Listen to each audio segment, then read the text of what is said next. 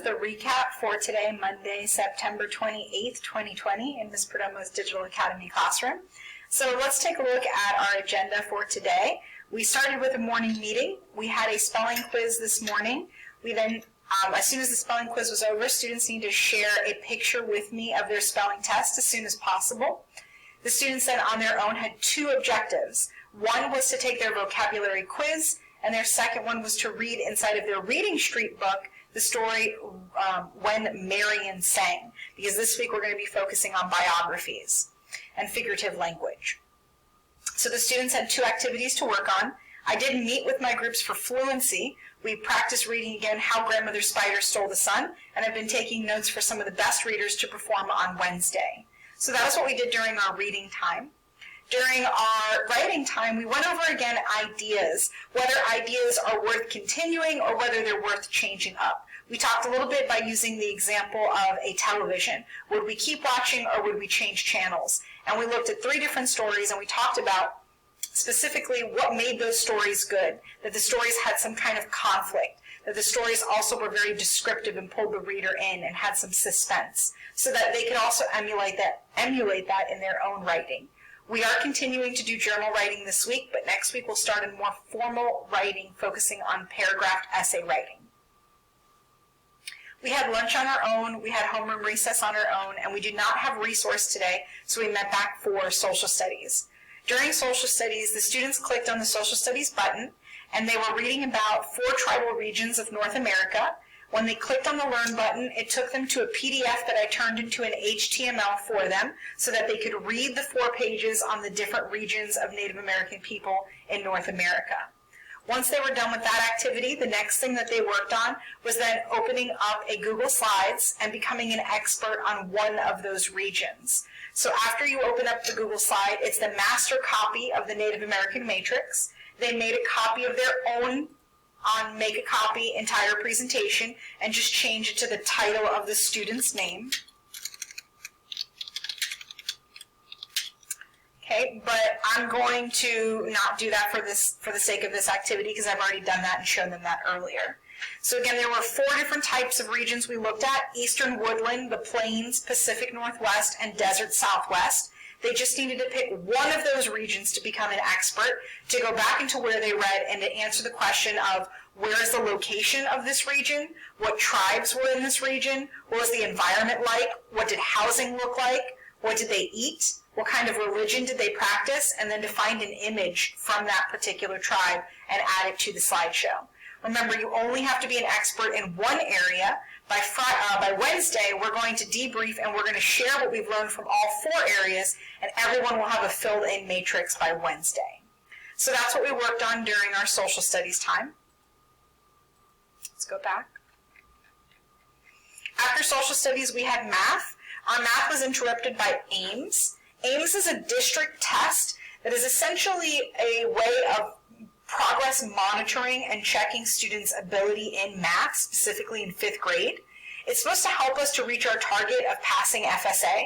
So if we do these diagnostic little checks throughout the year, we're able then as a teacher and as administrators to see what areas students are lacking in so that we can supplement that in our teaching. So today it was an ungraded test that doesn't go in Skyward, but it is informative to know about what areas that we need to work on. Then during our science time, we took notes specifically on the solar system. Let me get that up for you. The notes were pretty basic. We talked about how that the solar system, because this is the first lesson that we're going to be reading in the textbook for the solar system, is just what is the objects that make up our solar system. And so there are planets, our star, and space objects. I did not spend real emphasis on the star, the sun, in our solar system because so much emphasis has already been put on the sun and understanding the sun. So I spent more time talking about the planets and what is space objects. So for planets, we talked about how they're large, round bodies that revolve around a star, that there are 8 planets, and that they rotate about an axis. So while we have planets going around the sun, they're also on their own axis turning as well to make their revolutions for each day. I then talked about the difference between the inner and the outer planets. The inner planets are Mercury, Venus, Earth, and Mars. They're considered closer to our solar sun.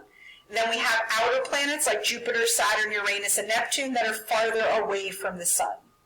Characteristics of an inner planet are that they're dense and rocky, they have a thin atmosphere, they have large solid cores, they have few moons, and they also have a short revolution time, which means their days are not very long. That's why a day on Earth is only 24 hours. However, the outer planets have different characteristics. They are considered gas giants. They don't have solid cores. Their cores are very small. Their surface is much colder. They have many moons, and they also have ring systems. So those were the biggest differences between the inner and the outer planets that I wanted students to be able to write down in their notebook. They're going to learn more as they read. And then the final thing that we wrote down was about space objects. When we talk about space objects, we're talking about moons, dwarf planets like Pluto, asteroids, meteoroids, meteors, and meteorites, and comets. Those would all be considered space objects. So that was the sum of the notes that we took in our science notebook. Another thing that we did during our science time is we went over an extra credit project, which is worth 75 points in science, which can be used on any number of activities in the science category, quizzes, homework, tests, so forth. And so those 75 points you have to earn. Let's pull it up for you to see right now. So this is an extra credit project that is due by October 9th. The students for this project are going to be researching an inner or an outer planet, and they're creating a Google slide or a poster. They may work individually with a partner or in a group. In the presentation, they must include the name of their planet. They must include whether it is an inner or an outer planet. They need to explain what number it is in its distance from the sun. Is it the third planet from the sun or the seventh? They must explain the size of the planet as well as the temperature range that you would experience on the planet. If the planet has any moons, how many? How long does it take to orbit the sun? And at least 2 fun facts about your planet as well as at least 2 images of your planet. And of course, you must use school-appropriate websites like NASA or encyclopedia websites like Encyclopedia Britannica, or even books that you might have at your house or in the library.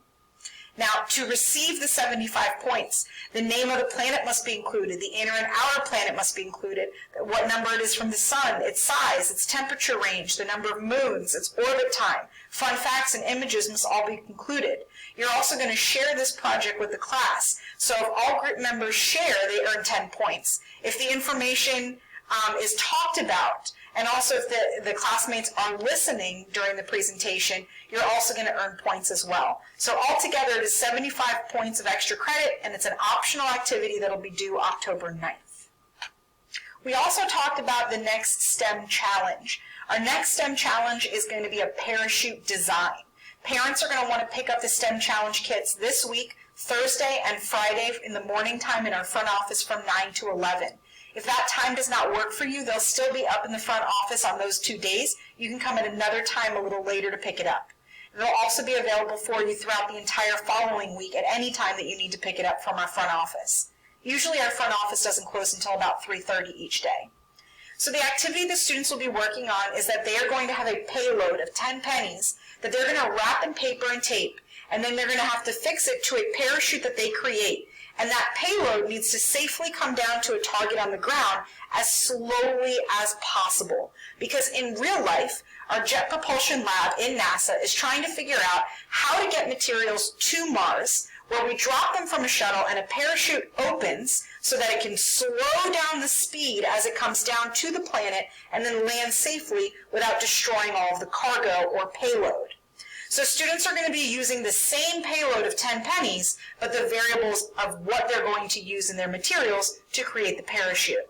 They can do research and looking up different parachute ideas to give themselves some idea and inspiration in their design. They're going to draw a blueprint of their sketch of what they're going to make, and then they're going to actually build it. They will have a final drawing, just like they did of their water filter, of what their final prototype looked like. And then they are going to calculate cost. How much would it cost to use all of the materials? So again, we're making an effective parachute landing system that can safely land the payload on the target, and the slower the landing speed, the better. So all of the information will be available inside of the bag with all of the materials. The one thing I'm still working on is the pricing, but the students are going to be receiving different types of bags: a black garbage bag, a flex drawstring bag, a Publix bag. They're also going to receive a large paper napkin and large tissue paper, as well as string and tape, and of course the pennies that they need as their payload. They will also need paper and pencil and grid paper to draw with. And so again, the prices are going to be added later today, and this will all be available Thursday and Friday for pickup. This will count as a mini quiz assessment in Skyward, so it is important for students to work on this activity. It is not optional, and it will be due by October 23rd, which is a Friday. I will have everything available for them on Canvas so that they can submit their work on there when they're ready. So we ended our day by them reading. We read inside of our science textbooks about those planets and about the information about space objects, and that was on pages 114 to 125. So at this point, I've covered everything that we've done for the day. The only thing that's left is taking a look at the planner. So again, this morning we did the spelling and the vocab quiz, and then they read the story When Marion Sang, and that's a 2-day activity to complete reading that story.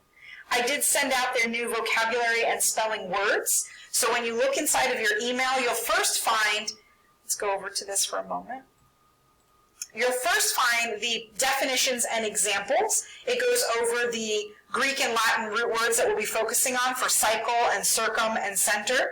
And then it gives you each of the word with its definition and an example to go through. You also get the homework, so they can complete the homework by the next following Monday. And the homework does not change. It's the same activities. It's just for different words.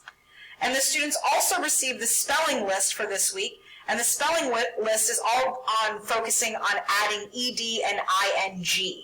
And so we've got 20 of our regular words and then 6 of our challenge words for this upcoming week. So coming back to our planner, and we're working on all week long, the homework is the spelling and the vocabulary. We read When Marion Sang today, and they have till tomorrow to finish. We took our spelling quiz today, and they also had to take their vocab. If they didn't finish their vocab, they have until tomorrow. We crossed out this area because there was no further reading. For homework for spelling, I would do a pre-test always on Monday to figure out what words you can spell already and what words you cannot. And always follow it up the next day by making flashcards of the words that you are unable to spell. In math, we took an Ames test, so there was no homework. In science, we took notes. We read on pages 114 to 125.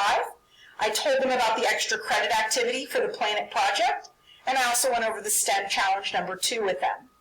And then in social studies, they had to read about those Native American regions, and then they had to do the Native American matrix on one of those regions to become an expert. And then towards the very end of the day, before we left, there was a read aloud which talked about seeking first to understand before being understood, which is just about good listening skills. Before we start assuming what somebody is saying to us, let's really listen with our eyes, our ears, and our heart to make sure we understand what it is that they're trying to communicate with us. Thank you so much for paying attention to this video and checking in on the recap. I hope you have a wonderful afternoon.